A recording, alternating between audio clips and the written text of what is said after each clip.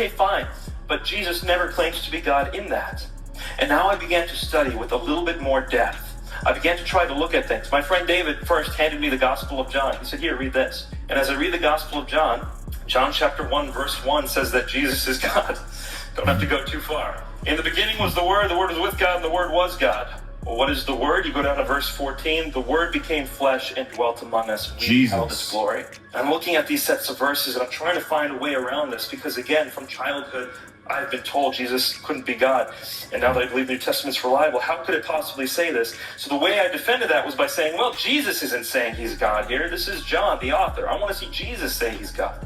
Then as you go through the Gospel of John, you see things that Jesus says, like in John chapter 8, verse 58. Some Jews asked Him, they said, you're not even 50 years old, yet you claim to have seen Abraham. And Jesus' response is, Amen, Amen. Before Abraham was born, I am. Now, you know, when you're Muslim, you haven't heard the term I am before. You don't know what that means. But when someone points you to Exodus chapter 3, verse 14, Moses, where God tells Moses that his name is Anohu, I am.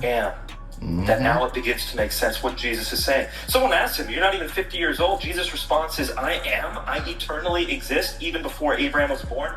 Yes, because He's taking the name of the God of Moses. It's pretty clear. By the way, if there are any Muslims listening and thinking that's not convincing enough, go to John 20:20.